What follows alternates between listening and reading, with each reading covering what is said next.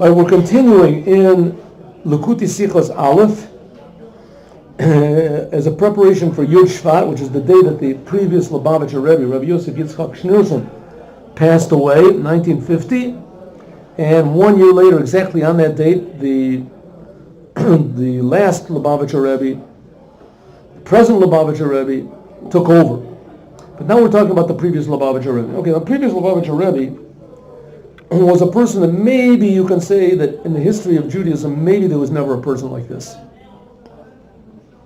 First of all, he took on himself all the Jewish people, the leadership of all the Jewish people. Almost none of the Jewish people wanted him to be a leader at all. They didn't have his ideas were, in one way, totally revolutionary. What does it mean, totally revolutionary? To do everything that it says in the Torah. Mainly to bring Mashiach. Fix up all the Jewish people. Every Jew is holy. Every Jew, without exception, is holy. Whether this holiness is revealed, or whether it's concealed, whether it's confused, whether it's denied, but it's there, and it's our job to bring it out. What does it mean to be holy? To be practical, positive, productive, to always look at the world, to say, to speak, to act in a way that helps the creation, to be a partner with the Creator. The Creator wants to create a world, wants the world to be a perfect place. To do your job to make a world a perfect place. It's something like in an orchestra, right? You have an orchestra, 100 pieces of orchestra, whatever it is. You have one of these Mahler orchestras, there's 500 people playing, right? Everybody does their part, and everybody does, it's a unique part that is not dispensable. Yeah.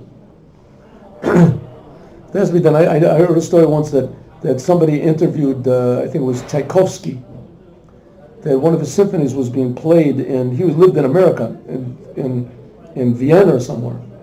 And they interviewed him, and he said that he could interview them, but only after the symphony was finished, and then he didn't have much time. So the person went to his apartment when he was listening to the symphony.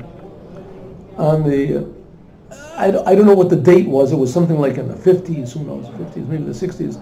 And how good were the radios back then? But he listened, and after they finished, they finished the piece. So he said, "What did you think of it?" He said that the players were excellent, but there was one violinist missing. Right, the third violin was missing. 110-piece orchestra, third violin. It wasn't even the first violin. So he said the third violin was missing. Okay, guy's an old guy, who knows what. So he interviewed him, and a very, very pleasant person, very knowledgeable person. Afterwards, he called up. He wanted to find out. He called up. He said the conductor was there. He called up the conductor, and he asked him, "Was anyone missing?" He said, "Yeah, the third violinist was sick that night." And he knew, he could feel as beautiful as it was, and as whole as it was, and all this. And it could be the third violinist was only just, copying another piece. He was playing together with somebody else. He could feel it. The same way Hashem feels if one person is missing the thing, it's lacking a little bit of the beauty of the incredible harmony and how do you say, the mechanism of the world. I can't think of a positive word for it, but the beauty and the harmony of the whole entire creation is when everybody does what they're created for, because everyone is unique. Not only Jewish people, also the non-Jews. When they're all so that was the job of the Rebbes of Chabad, to bring what's called Geula, redemption, that every person is able to express his whole positive potential. Who wanted to do that? Moses wanted to do it. Afterwards, there were the leaders of Israel when all the Jews were all together. But now we're talking about the previous Lubavitcher Rebbe. The Jews were scattered all over the world, and the philosophies were scattered.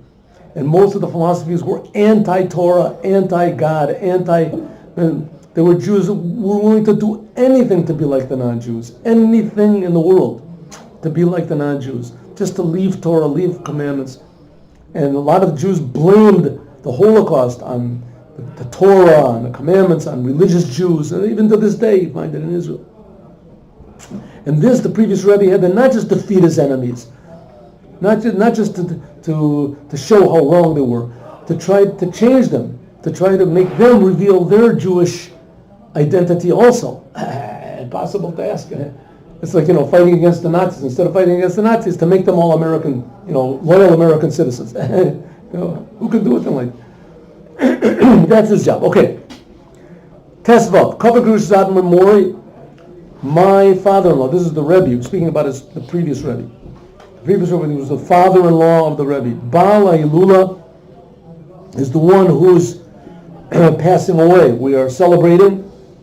Nishal Pam was asked, L'nimuki in Hanagot L'karev et Suge Ashonim Shel Bnei Israel. He said, maybe you can give us a source. How can you attempt to bring close to Judaism all these different types of Jews? Ubehem gam ke'elu, even such Jews, nifsaka halacha, that the law says clearly, Jewish law says clearly, ke'pucho shel musag mailin v'lo mordin. There are certain Jews that it says clearly that they must be eliminated from the Jewish people, eliminated from not have any effect on the Jewish people, to the extreme. You have to, not only should you not talk to them, you should try to do anything you can just to get them away from anything Judaism. How can you, Lubavitcher Rebbe, try to makarav these Jews? How can you try to bring them closer and to be friendly with them? How can you do it? What kind of Jews is he talking about? Listen, there were Jews. Let's not take any names, but there were Jews who were big professors, for instance. Yeah. There were communists, Yeah. right? Against Judaism, they did everything. There were Jews in Russia, the Yevtsektia, Jews that had been religious, and they actually killed religious Jews. They actually killed religious Jews. Right? These people, the Rebbe tried to convince them some way that they should leave their evil ways. Mm-hmm. I don't think he had any success in these Yevsektia people, but there were a lot of people that were totally against, religion, totally. But they saw the Rebbe, they changed their attitude. They became less against. There was just recently a person in Israel. His name was Amos Oz. He was a very famous writer. I never read anything from him. He was very famous, very, want to call it ultimate Zionism. Right? What was Zionism? A new Judaism, a new definition. Judaism has nothing to do with God, nothing to do with the Torah, nothing to do with going out of Egypt. Judaism is a nationality. You're not Jewish anymore. You're Israeli. Now you're Jewish. You don't do anything Jewish. If you can make Yom Kippur a national holiday, then it's a holiday. Not totally scoffing and laughing. There was a big in Israel. I mean, you don't have to. You can find thousands, unfortunately, examples over there. There was a big, famous artist, and he said, when I look at the religious Jews, an Israeli artist, I can't stand the work that he does. But that's my opinion. There's Turkmen, whatever Turkmen. He said when he looks at the religious Jews, he understands why Hitler killed 6 million of them. Right? He can't stand just to see the look of, okay, now this type of a person, what are you supposed to do? You're supposed to listen, at least, do me a favor, leave me alone, don't call me, I'll call you. No, Lubavitcher Rebbe would try to makarav them all. I read some of the things you wrote. I don't agree with one thing that you said, but you have a beautiful style, style, right? One person went in front of the Lubavitcher Rebbe, and the Rebbe said, I read what you write. The Rebbe said, but Rebbe, I read exactly the opposite of what you think. The Rebbe said, if I would read only what I think, I would read very little. Only things that agree to me, I would read very little. Right? Because you have to be open. You're open to other ideas. One good thing about agreeing with another person in his ideas is that then you can the person understands that you understand his ideas and that you have something better. Right? Usually people think of their ideas not to be against someone else, but because suddenly they get this is how we can explain mankind, we can explain the world, we can explain politics, we can solve the world's problems, by etc. by doing this. Sometimes, maybe you can't. Anyway, so they asked the Lubavitcher Rebbe, how in the world can you talk to people like this? How in the world can you be friendly to people like this? You should do everything you can to get with. The Rebbe said like this. The Shulchan Aruch, The Jewish law, Book of Laws, has 4 sections to it. If you ever read the Shulchan Aruch, very complicated book with a lot of commentaries to it, and it's not easy to understand in the end what exactly is the conclusion a lot of times for the laws. And there's a lot of times Ashkenazic customs are different than Sephardic customs, and etc. Great, genius people, but they disagree because God wanted them to disagree. But they agree on how to serve God. They're not saying don't serve at all. Their goal is to serve God. So the Rebbe, there's 4 books in what's called the Shulchan Aruch. Or Chaim, Yeridea, Eben Ezra, and the last one is called Choshen Mishpat. Right? Or Chaim are more like day-to-day laws, the holidays, etc. Yeridea are more like laws of purity and impurity,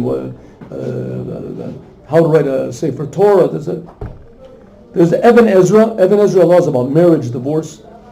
And Choshen Mishpat are laws of what's proper, propriety, ownership.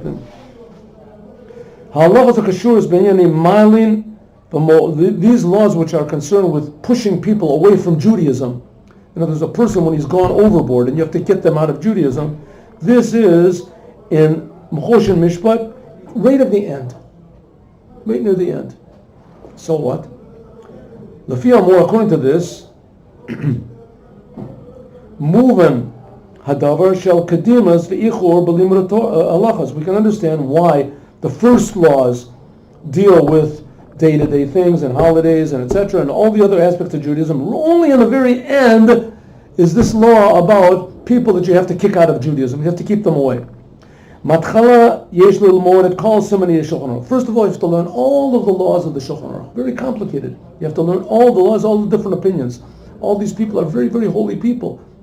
Wonderful, deep ideas. You have to learn all the aspects of all the laws that you can. Chelik Yeridea, Even Ezra, Rubik Kulam, and also the majority of the book of Choshen Mishpat, the last book. Until finally the last chapters. Then you can learn about who you should push away from Judaism and who not. If you know everything that's written beforehand, then you can. Rebbe said, I learned all those books. I know all those books. And therefore I'm telling you that what I'm doing is right. It has a basis. You didn't learn any of those books. You didn't learn all of them. And if you did, you didn't understand them. And therefore, that's the reason why you're telling me that these people have to be pushed away from Judaism. Hatochen Panini, what does that mean for this? Beshash Yehudi Gomel L'Re'ahu Chesed. A time when a Jew does a favor for another Jew. Harihu L'Loshim Safek Makayim Mitzvah. Without any doubt, you're doing a mitzvah. If you're helping another person, you're doing a mitzvah. It doesn't make any difference who the person is. Ach Beshashu Gorim L'Yehudi Hepucha Shel Torah Tova. But in the time when you do somebody a disfavor, you yell at him, you hit him, you drive him out, you say, I'm not giving you anything. According to Torah, the Tanato, Hariyitachen, it could be that you're making a mistake. Af Yitachen, and it also could be Shadavar Naseh L'Shem Pini Atzmit. Maybe the reason that you're doing this bad thing, you're yelling at somebody, you're telling them off, you're telling them bad, maybe because you have personality problems. You're just looking for someone to say bad things. You happen to find you found a good product, you found a good target. V'nosavokach yitachen shehatzlafa bezulat eino naseh mishum psak al Shulchan Aruch. And it could be that which you find fault in another person, it's not really according to what the Shulchan Aruch says that you should do. It's not according to what Jewish law says. But it's only because you enjoy slapping or yelling or so we can find that on a judge, a judge has to be a kind person. Since judges that are not kind person, for instance, it says that a person that doesn't have any children should not be a judge. A person who's not married, he shouldn't be a judge. Why not? Because a person who's not married, he's got an easy life, right? No problems whatsoever. As soon as something happens that's against him, that doesn't make him an easy life, he doesn't know how to deal with it. He doesn't know how to deal with it. He's always kind, he's so nice, he's so wonderful. Somebody interrupts him, who are you to interrupt me? Do you know who I am? Right? He feels he's the king of the world. Therefore, a person like this, you can't have him as a judge. A judge will come in, someone will come into a judge and say, you stole money from this person. How could you do this? Listen, the judge, I didn't have what to eat. So you didn't have what to eat. This gives you right to steal from somebody else. Maybe it doesn't have to wait. Put him in jail for 1,000,000 years, right? You can't. If the judge has children, if he's married, say, I understand you. I have a son like that. I understand. My wife calls me the same thing that he calls you. I understand what you're saying, right? And let's try to deal with this thing in a way that it will improve you instead of that just will punish you. It says, a judge has to know how to find some merit in the person that's being judged. Even when a person is judged that he has to be beaten, which nowadays there's no such punishment, but in the time when there was, or if there's even a more severe punishment, he allowed, the judge himself is not allowed to actually carry out the punishment on the person. Even though according to Shulchan Aruch, this is what's coming to the person. Because a judge is not supposed to be one, is supposed to be one that cannot bear the pain to see another Jew in pain. Therefore, there has to be a special person that he is the one who does the punishments. He is the one that carries out the punishment. Henchman. Prat l'tzadik gomor, except for a total tzaddik like Shmuel and Navi, she'en lo metziut atzmi, that he has no existence for himself.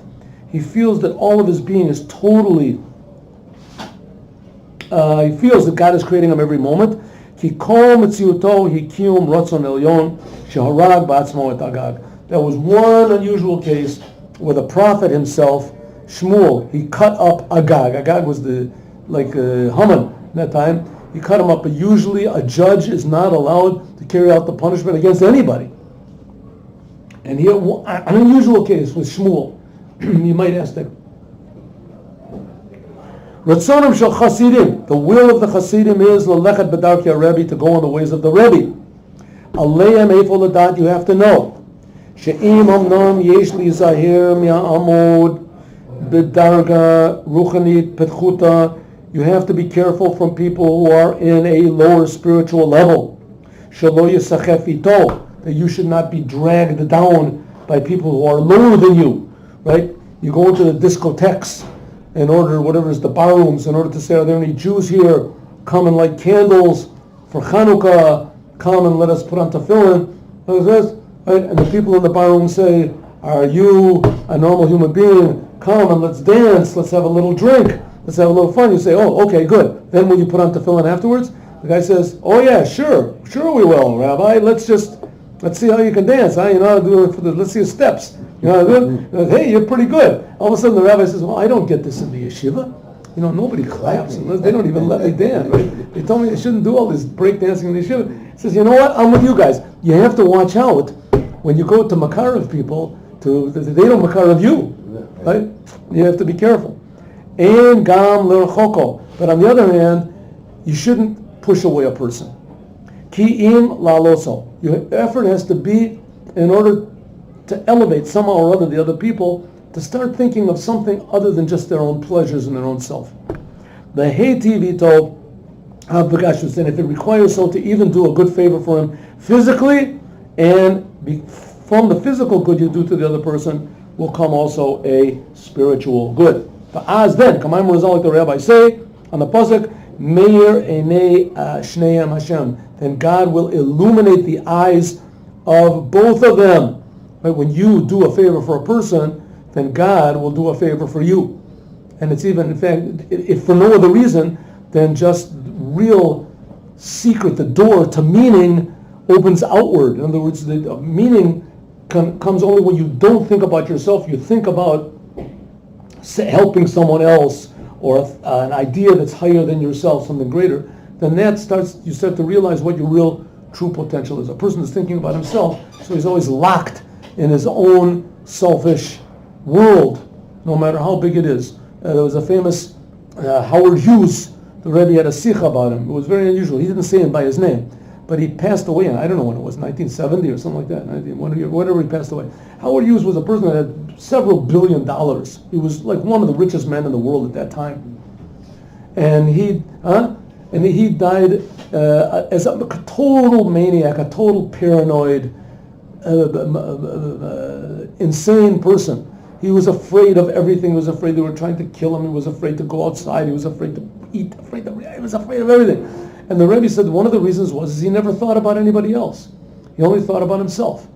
He didn't give away his charity. He was always worried somebody was going to take him. I. So he's always so worried about himself, and he never gave out to others. As a result, he suffered terribly. The man suffered his whole life, and all of his money just became a big prison. It was the worst thing that ever happened to him.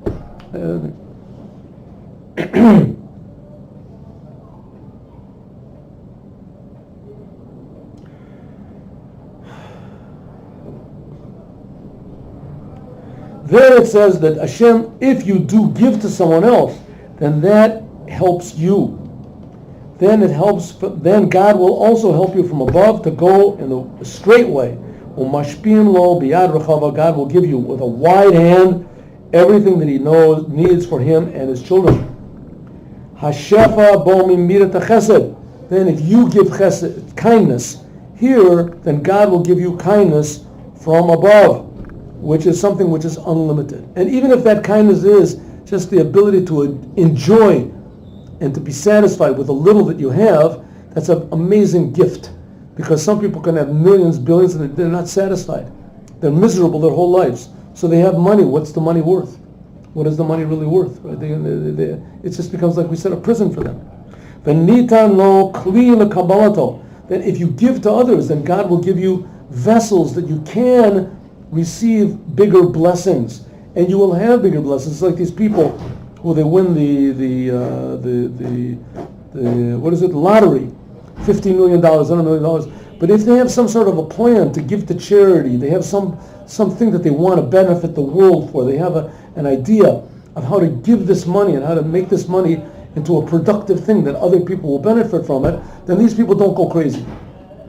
These people, they stay married and they have children and their children, their family, and everybody doesn't try to cut their throats and steal from them, and all of a sudden they have these long lost cousins they never knew that they had before. Right? And people are just trying to cheat them and other like that. If they have a plan that they're going for, right, then they're not just thinking about themselves.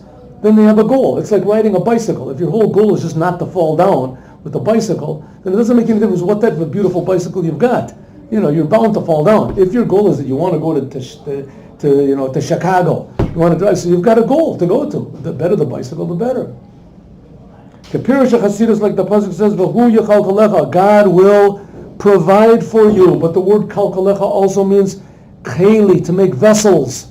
Not only will God give you the blessings, but He'll also give you the vessels to hold the blessings. Your personality won't be overtaken by the blessings. Who yiten God a kli, He'll also gam a kli, He'll also give you the vessels that in it can rest the blessings.